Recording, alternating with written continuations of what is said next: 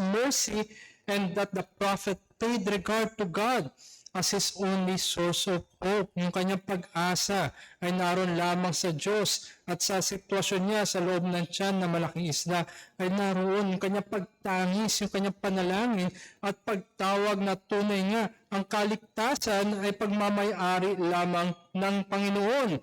And that is his final few words kung tutusin. Jonah gave thanks to God and exclaimed, "Salvation belongs to the Lord." And at God's command, the big fish vomited out, isinuka. Ito si Jonah patungo sa tuyong lupa.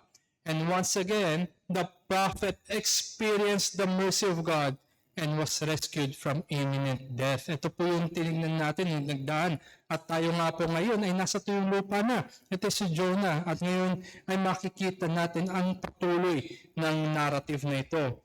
At ang mensahe ko po para sa atin sa umaga na ito, hango dito sa chapter 3, verses 1 to 5, the saving grace of God visits His people every time the Word of God is faithfully proclaimed. Ang nakapagliligtas na biyaya ng Diyos ay bumibisita sa kanyang mga tao sa bawat matapat na pagpapahayag ng kanyang salita. Ang pinakamalaking pangangailangan nga po na sanlibutan ay ang tapat na pangangaral ng salita ng Diyos. The world needs faithful preaching of the Word of God. At ito nga yung ebanghelyo na kung saan, sabi ng Apostol Pablo sa Romans chapter 1 verse 16, it is the power of God to salvation. Ito ang kapangyarihan para sa kaligtasan. The gospel is the good news that it is without a doubt the power of God to salvation. Ang bawat nililigtas ng Diyos tungo sa katubusan, some way, somehow, ay nakarinig ng Ebanghelyo. Naroon ang kapangyarihan ng kaligtasan sa Ebanghelyo. Ito nga ay biyaya mula sa pagpapahayag hanggang sa pagtanggap. Lahat yan ay biyaya ng Diyos. And faithful preaching of the Word of God must be preeminent. Yan dapat yung pinakamataas, nangunguna, sentro, lalo na sa panambahan. Crucial aspect in the life of the church, and it is the means of grace, lalo-lalo na tayo nagtitipon upang sumamba sa Diyos at ang kanyang salita ang sentro ng ating pagtitipon. Ito ay sentro ng ating pagsamba. Sabi nga ni H.B. Charles, isang ating prominenteng writer, patungkol sa pangangaral na salita ng Diyos, sabi niya, our preaching is not the reason the word works. The word is the reason our preaching works. Ito nagkakaroon ng effectivity o nagiging effectual ang pangangaral na salita ng Diyos sapagkat ang pinapahayag ay ang salita ng Diyos. At kung ito may totoo, ang dapat ang bawat mangangaral ay ibibigay niya kung ano ang sinasabi ng salita ng Diyos. Hindi yung kanyang sariling mga presumptions, hindi yung kanyang sariling interpretasyon, at hindi yung kanyang sariling opinion. Kundi kung ano yung sinasabi ng salita ng Diyos, ano yung intensyon na nagsulat na salita ng Diyos, at ano yung lesson na pinapakita sa bawat mananampalataya. Tandaan natin mga kapatid, ang salita ng Diyos, it is a timeless reality. At meron yan timely na application sa atin. Kung tayo may tunay na matapat, na ibubuksan natin ang salita ng Diyos. And whenever the gospel is faithfully preached, two things happen to those who hear it. Dalawa yung maaaring mangyari sa nakakapakinig na salita ng Diyos. Narito sa isang banda yung pagpapatigas, hardening, which expresses itself in many forms, including indifference. Wala na lang paki. Hayaan na lang, hintayin na lang matapos ang pangangaral na salita ng Diyos para lumalampas sa mga pandinig. At sa isang banda, naroon yung saving, nagliligtas, which expresses itself in repentance and faith. Ito lang yung dalawang posibleng mangyari pag pinapahayag ang salita ng Diyos sa tapat na pamamaraan. Naroon. Kaya nawa sa umaga na ito ay makita natin when the saving grace of God visits His people every time the Word of God is faithfully proclaimed. Bumibisita. ang nakapagliligtas na biyaya ng Diyos sa tuwing ang kanya salita ay tapat na naipapahayag. At nawa pagkakataon na ito, na tayo makakapakinig na salita ng Diyos, yan nga nawa ay isang pagkakataon ng pagbisita ng kanyang biyaya. At pagbisita ng biyaya ng Diyos ay dalawang aspeto rin ang dapat natin makita. Una, another chance is given. Isa pang pagkakataon ang binibigay. At ang ikalawa, another soul is redeemed. Isa pang kaluluwa ang tinutubos. Either oportunidad ang binibigay sa lahat, ngunit nawa hindi ito maiwan oportunidad lamang, kundi ito ay maging pagtutubos sa kaluluwa. Another soul is redeemed and saving grace visits. So tingnan natin una, the another chance is given. Isa pang pagkakataon ang binibigay. Sabi dito sa chapter 3 verse 1, then the word of the Lord came to Jonah the second time. Ikalawang pagkakataon na dumating, tumapo ang salita ng Diyos dito kay Jonas. God rescued Jonah and provided a second opportunity to go and preach judgment to Nineveh. Ito yung ginawa ng Diyos, tandaan natin, na mula siya doon sa tiyan ng malaking isda, siya ngayon ay nasa yung lupa at ang salita ng Diyos ay lumapit, dumating sa kanya. Ikalawang pagkakataon, God intended for His purposes to be served. Nilayunin ng Diyos at ang kasangkapan niya ay ang propetang si Jonas. It is not a way for Jonah to back out of his calling. Tandaan natin, naranasan niya kung paano siya niligtas ng Diyos. At ngayon sa ikalawang pagkakataon, hindi ito another opportunity para siya lumayo sa presensya ng Diyos. Ang utos sa kanya, arise, go to Nineveh, that great city, and call out against it the message that I tell you. Kung titignan natin, ito rin naman yung utos sa kanya sa chapter 1, verse 2. Chapter 1, verse 2, arise, go to Nineveh, that great city, and call out against it, for their evil has come up before me. Kung tutusin, parehas yung utos ng Diyos dito kay Jonah.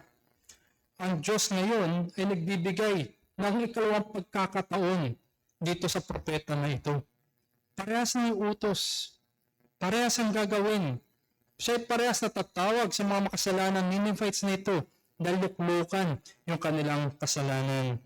Ang nagkaiba lamang ay ang tugon ni Jonah. Sabi sa verse 3, so Jonah arose and went to Nineveh according to the word of the Lord. Yun lang yung pinagkaiba mula sa unang pagkakataon na binigay sa kanya ng Diyos. Sa pangalawang pagkakataon na ito, siya tumugon positively. Jonah responded to God.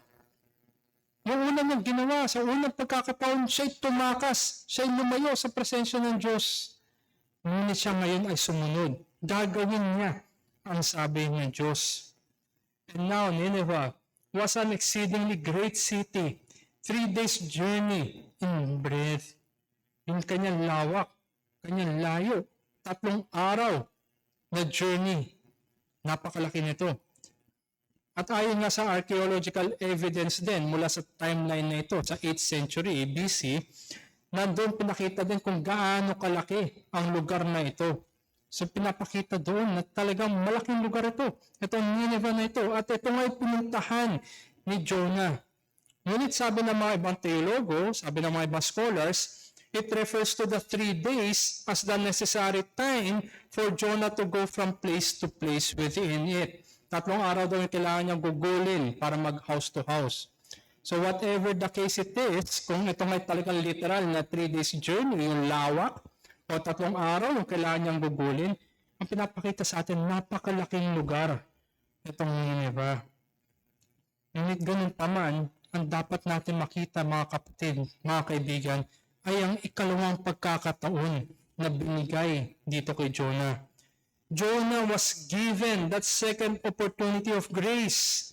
God's saving grace through the Savior gives His people the second life for them not to suffer the second death.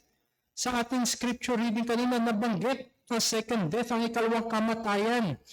Although lahat tayo'y mamamatay, mayroong paparating na tinatawag na ikalawang kamatayan. Kung maalala rin natin, mga naging pangangaro, pagtuturo sa ating Sunday school ng individual eschatology. Pagbalik ng ating Panginoon, ang kanyang second coming, naroon magkukonsummate ang lahat, naroon bubuhayin muli ang mga patay, magkakaroon sila ng glorified body. Either one of the two, everlasting blessedness or everlasting condemnation. Ang ikalawang kamatayan ay ang everlasting condemnation.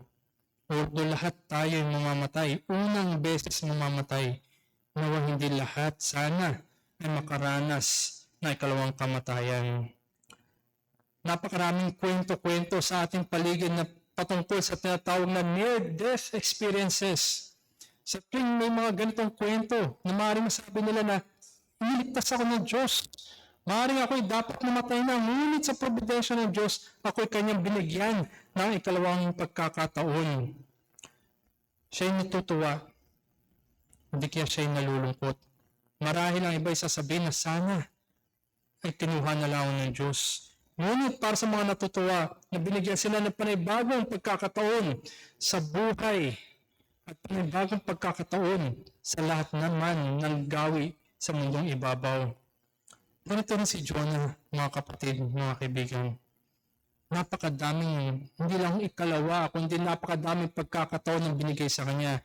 At kung babalikan natin mula sa chapter 1, verse 1, ang ginawa niyang paglayo sa presensya ng Diyos, yan ay dapat siyang hatulan na.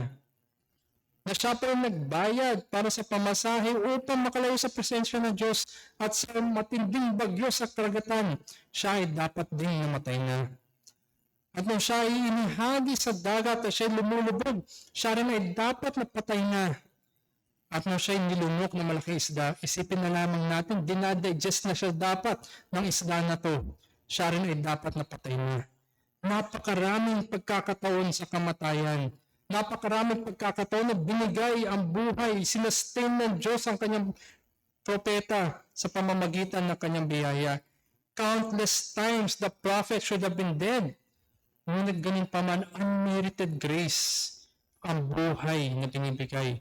Ang pagkakataon na dinadagdag, ikalawa, ikatlo, at marami pang pagkakataon na binigay dito kay Jonah.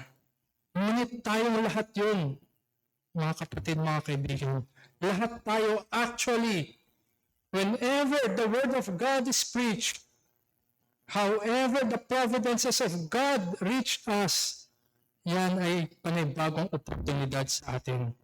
Another opportunity for us, friends. Dagdag na pagkakataon, dagdag na buhay, at nawa hindi natin sayangin ang mga pagkakataon na ito. Ngayon nga po siguro yung iba o karamihan sa atin ay sumahod na. Marami nga po tayong bayarin. We all have that bills to settle here in this life. Naroon na yung mga utilities. Naroon na yung mga iba pang mga charges sa atin na kailangan natin bayaran. Sometimes we can provide para sa bayarin na yun, but sometimes we cannot. Ito ang realidad ng buhay.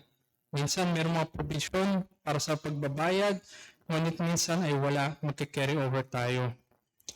Ngunit ito yung patungkol sa buhay sa mundong ibabaw. Paano kaya pagtawid natin sa magpawalang hanggan?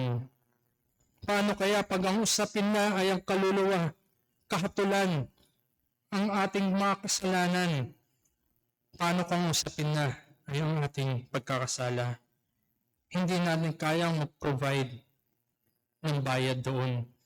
Kahit napakadaming pagkakataon pang ibibigay sa atin, never natin kayang bayaran ni katiting ng ating pagiging makasalanan.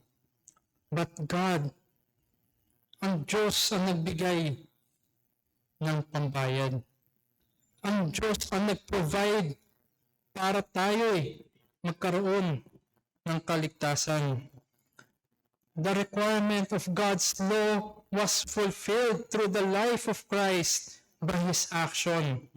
The penalty of God's law was fulfilled through the death of Christ by His passion. And in both instances, it is God who provided for us salvation. By grace, Christ substituted for His people. Yan ang pinakamahalagang mensahe ng kaligtasan. At ngayon, sa harapan ng ating pagkakasala, sa harapan ng kahatulan dahil sa ating kasalanan, ito ay ikalawa, ikatatlo o anuman, dagdag na pagkakataon sa atin na marinig muli ang ginawa ni Jesus para sa atin. It is another opportunity given to us. Another opportunity for life para sa atin. And another opportunity for repentance and faith. At dahil nga dito sa katotohanan na ginawa ng ating Panginoon, ang bawat mananampalataya ngayon, tayo bilang mga magkakapatid sa pananampalataya, mga kapwa na ligtas ng ating Diyos mula sa ating kasalanan, pinatawad at binigyan ng buhay magpakailanman dahil lamang sa ugnayan natin sa ating Panginoon. Believers should always remember and live God's saving grace that was freely given to us. Ito'y binigay lamang, hindi natin ito pinagtrabahuhan. Ito'y pinagkaloob lamang sa atin sa pamamagitan ng biyaya. At ang bagong buhay na ito na na kay Kristo, ito'y dapat natin pamuhay. At bilang mananampalataya, we should be moved. Tayo dapat kinikilos, not to hold back this saving grace for whatever reasons. Hindi natin dapat kinukubli sa atin sarili lamang. Hindi ito for personal consumption only. Ang biyaya na iyong tinanggap, yan ay dapat mong pinapamuhay sapagkat ang Diyos ang nagbigay sa inyo. At wala pang higit na magiging layunin dapat, kundi ito'y pagkakataon upang luwalhatiin ng Diyos upang maipahayag din ang nakapagliligtas na biyaya para sa iba. That is another opportunity for us to serve God, and that is another opportunity for sinners to come to Christ. Yan ang katotohanan sa biyaya ng Diyos. Dagdag na pagkakataon para sa kanyang biyaya. The opportunity for grace that Jonah first held back to the people of Nineveh. Tandaan natin, binigyan ng utos ito si Jonah, ipahayag ang kahatulan upang sa kaligtasan. Ngunit ito'y kanyang kinubli. Hindi niya ito ginampanan. Ito'y ginawa niya pabaliktad. Sinful choices. The opportunity for grace that Jonah first held back to the people of Nineveh is now being experienced by Jonah himself. Hindi pinagkait ng Diyos ang nakapagliligtas na biyaya dito kay Jonas. God freely gave grace to Jonah in saving him. At ngayon siya ay binigyan ng pagkakataon para ang nakapagliligtas na biyaya na ito ay maipahayag niya sa sinful Ninevites. Napakaraming cases sa lumang tipan at sa bagong tipan na kung saan nakita natin patuloy na nagbibigay ang ikalawang pagkakataon ang Diyos. Kung maalala natin si Moises, pinatay niya ang isang Egyptian. Moses received a second chance after he had murdered the Egyptian slave driver. Siya ay dapat hatulan na rin kumbaga. Ngunit siya binigyan ng ikalawang pagkakataon. Ginawa siyang kasangkapan para sa kaligtasan. Si Pedro, he is no better. Peter was given another chance after he denied Christ 3 times. Tumalikod, dininay ang ating Panginoon. Ito'y treason kung tutusin. At hindi na dapat kung tutusin bibigyan ng pagkakataon. Ngunit mapagbiyaya ang Diyos. Binigyan niya ng ikalawang pagkakataon ito si Pedro. Na sa ganun ay maggamit niya siya bilang kasangkapan ng biyaya para sa mga wala pa kay Jesus. Kaya ang hamon sa atin mga kapatid, tayo ba ay kasangkapan ng biyaya na ginagampanan natin upang maging ikalawang pagkakataon sa iba? O itatago na lamang natin ito? Hindi natin napapansin ang mga dagdag na pagkakataon na binibigay sa atin ng Diyos. Dito po sa ating bayan, meron isang organisasyon na ang pangalan nila ay Second Chance Philippines. Sila po ay non-profit youth organization.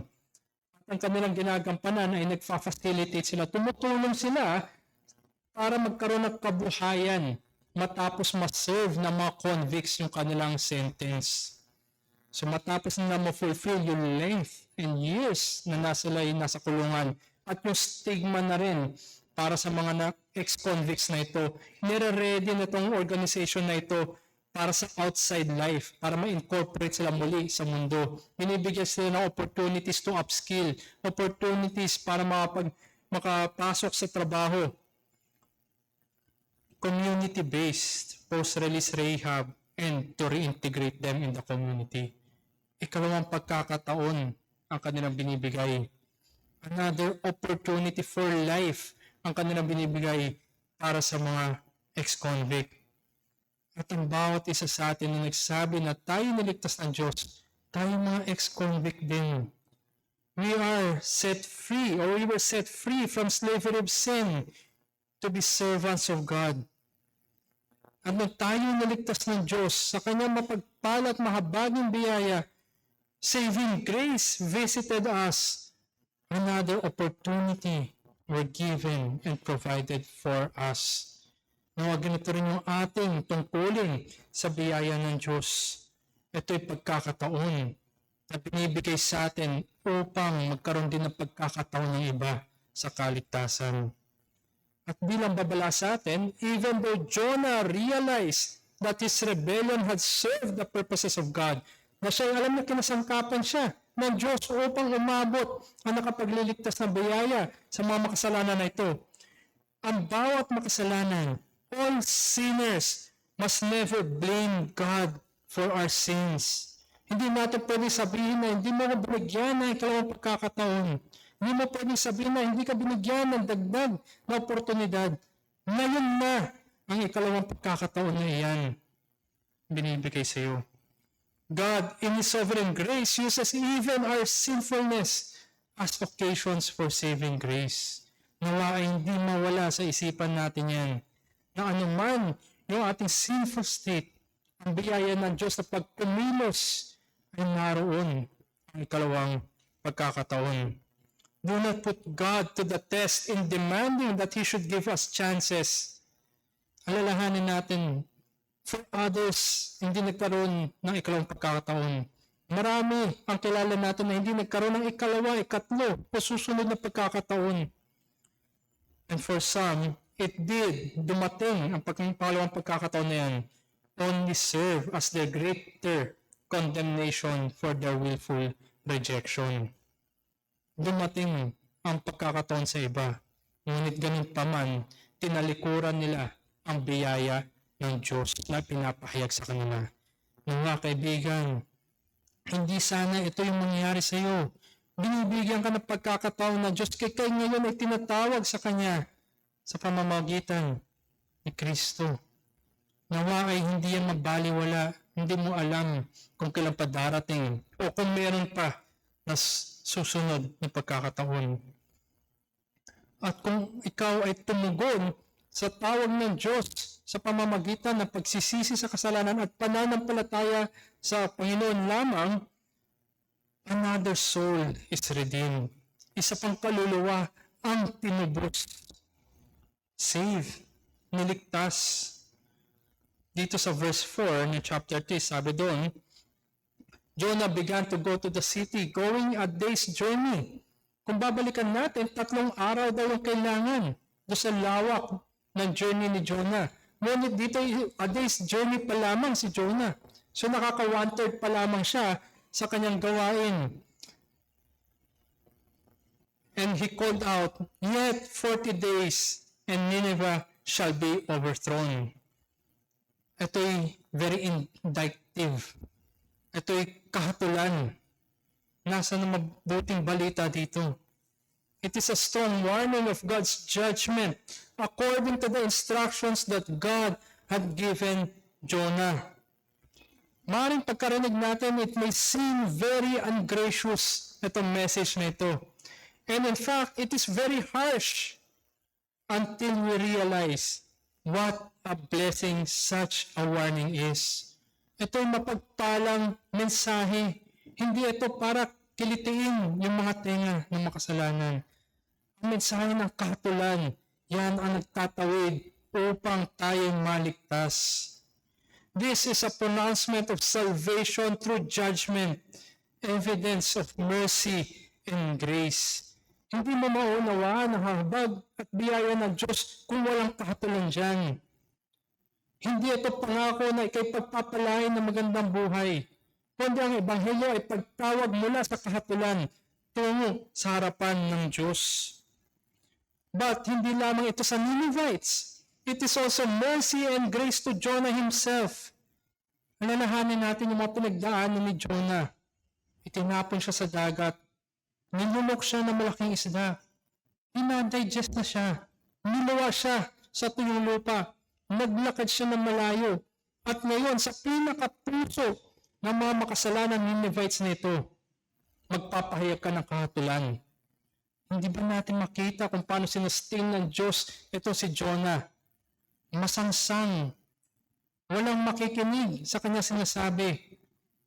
Walang maniniwala. Bagkus siya pa nga dapat patayin. Dahil nakita ang features niya ay Hudyo.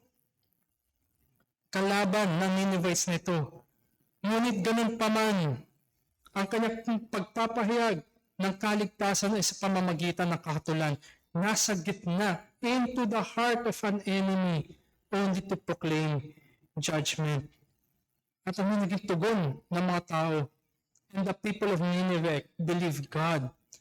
They called for a fast and put on sackcloth from the greatest of them to the least of them.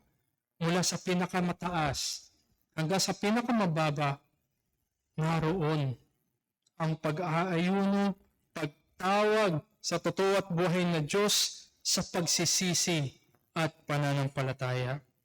The proud and wicked pagans believed the prophet's message and they believed God. Naroon ang kapangyarihan sapagkat yan ay salita ng Diyos.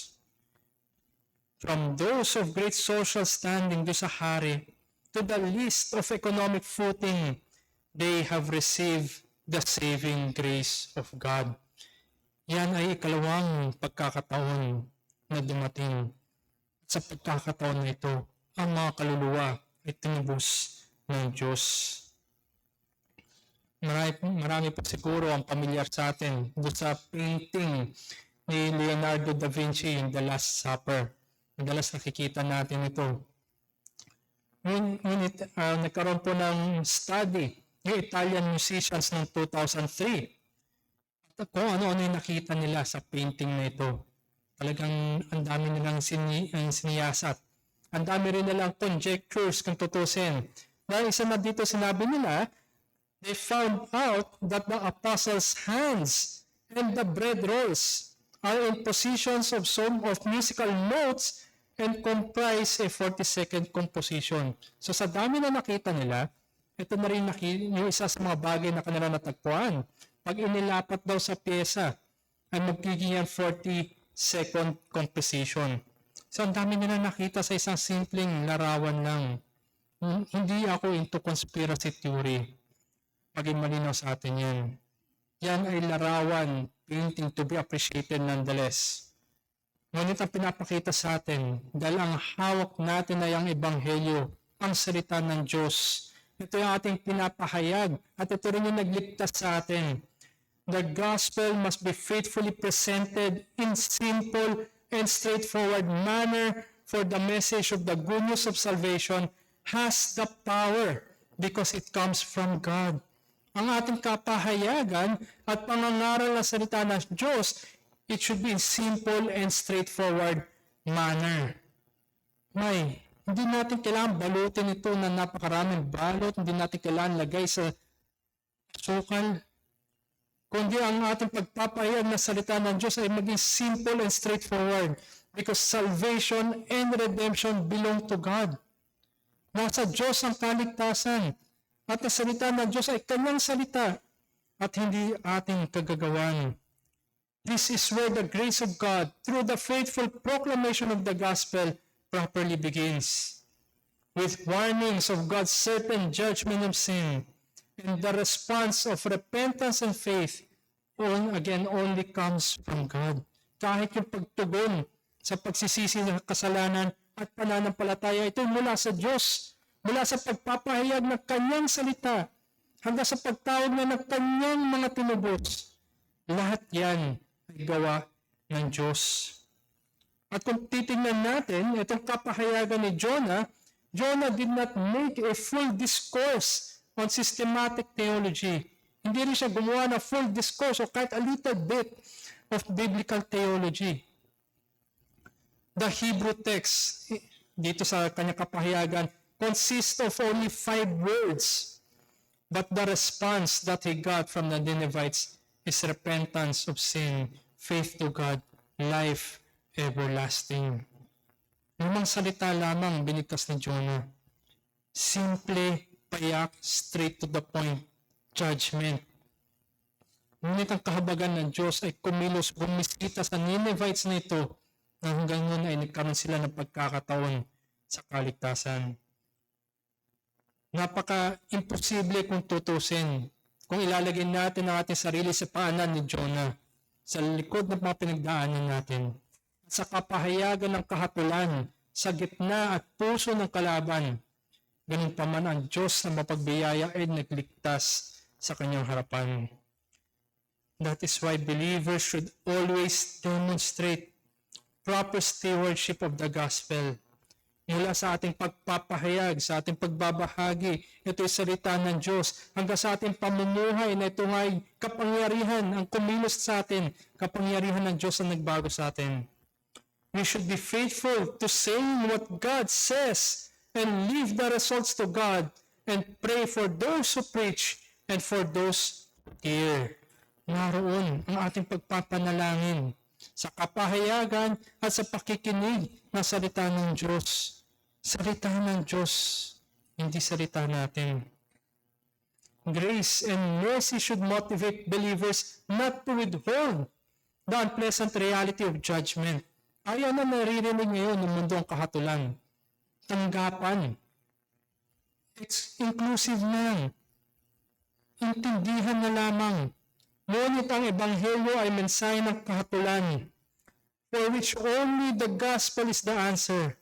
We point people to the remedies of sin through our Lord and Savior, Jesus Christ. Naroon ang substance ng ebanghelyo.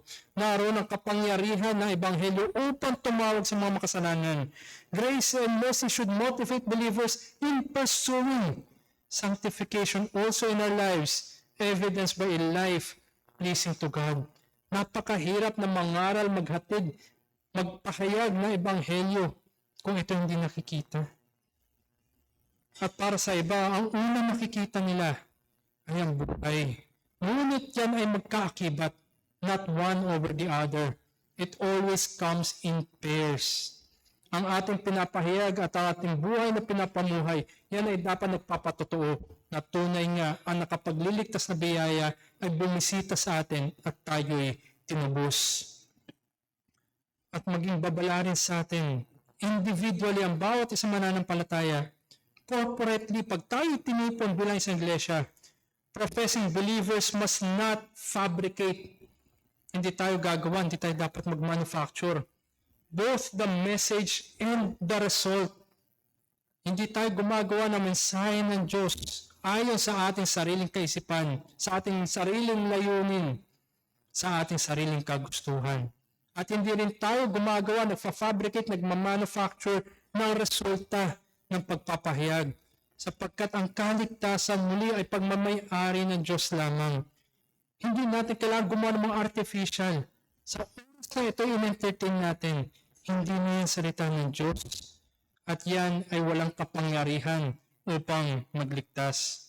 And when God sends His saving grace, He sends His grace to redeem His people, not for our own personal gain. It is for His glory. Naroon ang pagkilos ng biyaya ng Diyos sa pagtawag niya tuwing tapat na ipapahayag ang kanyang salita. At bilang sa ating mga mangaral, siguraduhin natin na ating pinapahayag ay salita ng Diyos. We do not fabricate our own messages. It is the Word of God, the power of God unto salvation. At kung gaano man tayo kahusay sa ating pananalita, make sure, first and foremost, it is the Word of God. And by way of conclusion, every Christian who has turned to the Lord for forgiveness from sin also finds the great purpose and meaning of his or her life that should have been lost in the paths of sin. Gaya nito ni Jonas.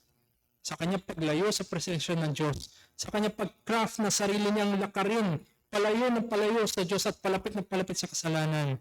Tayo rin bilang mga mananampalataya, lalo mo makikita ngayon, lalo magkakaroon ng kulay, lalo magkakaroon ng init. Dahil kung paano mo nakita na ikay niligtas sa mga lakarin, landasin ng kasalanan na iyan, na naghihintay na lamang ay magpawala hanggang kahatulan, lalo pa tayong magpapasalamat. That is saving grace visited you that comes from God. And everyone who hears the faithful preaching of the gospel and the call of God to repentance and faith, to the saving grace of God for sinners through Christ, that is another opportunity. That is second chance. That is the saving work of God. Hindi yung tayo mismong gagawa ng pagkakataon. Ngunit kahit yung pagkakataon na yan, ito'y inutos sa atin. Ang pagkakataon na ito'y duties natin. Ngunit ang resulta, ang pagtawag ay mula sa Diyos. The day of judgment may or may not be later, but it will certainly come.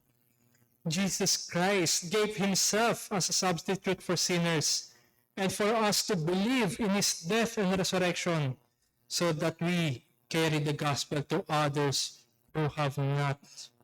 Ito ang ating tungkulin bilang mananampalataya.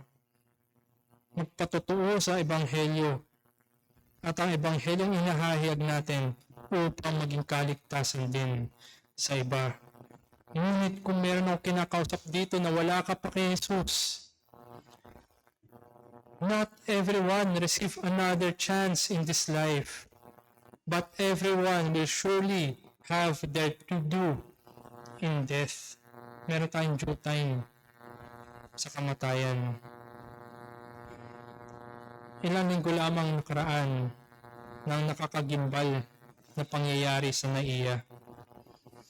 Isang magulang binigyan ng pagkakataon para makapaghanap buhay sa ibang bansa, para makapag-provide sa kanyang pamilya. Isang pagkakataon pa na binigay upang masilayan ng kanyang anak. At ang susunod na pagkakataon ay nakakagimbal.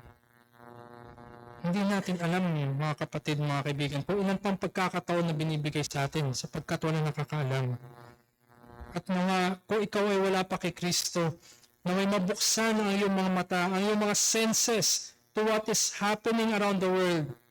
The unfortunate events to people, planned or unplanned. Kaya wag mong sayangin ang oportunidad na binibigay sa iyo. Huwag mong sayangin ang isang buhay mo at huwag mong naisin na magpawalang hanggan sa kahatulan. Come to Christ. This is the opportunity for salvation now, today. Hindi natin alam kung meron pa ikalawang pagkakataon. Kaya ikay lumapit sa pagsisisi at pananampalataya. At kagaya nga na isang hymno na ating inaawit sa ating iglesia, how sweet and awful is the place. Sabi niya doon, why was I made to hear thy voice and to enter while there's room when thousands make a wretched choice and rather starve than come. Ngayon, ang pagkakataon na ito binigay muli sa iyo. And may it not be like those who had made that wretched choice. Bakit mo pipiliin na ikay magutom, na ikay hatulan sa iyong kasalanan kung ang Ebanghelyo, ang kaligtasan ay inahahain sa iyong harapan? Come to Christ in repentance and faith. And who knows, maybe this would be the last chance that saving grace visits us. Let's pray. Our good and gracious God, tunay nga na kayo'y mahabagin na kung babalikan namin ang aming buhay sa landas ng kasalanan ay napakaraming pagkakataon na binigay niyo po sa amin. kung paano niyo kami iniligtas upang dumating ang panahon na kami niyo pong tawagin mula sa kadiliman. At natatamasa namin ang niyo pong biyaya, ang pagpapala sa kaligtasan. Naway mahikayat kami na ang mga araw at pagkakataon at pati ang biyaya na aming natanggap ay matanggap din ng iba. Samahan niyo kami sa aming pagpapahayag at aming pamumuhay. At ang dalangin namin, Panginoon, na kami tumatangi sa inyo, nakahabagan ninyo mga wala pa po sa inyo, na sila rin ay makatanggap ng nakapagliligtas na biyaya na ito. At habang meron pang hininga, ay bigyan niyo pa rin sila ng mga oportunidad, ng mga pagkakataon tungo sa buhay magpawalang hanggan, sa kaligtasan at kapatawaran ng kasalanan. Na Panginoon, ikabagan niyo rin po sila tulad ng habag na aming natanggap mula sa inyo. Ito po ang aming dalangin sa ngalan ni Jesus.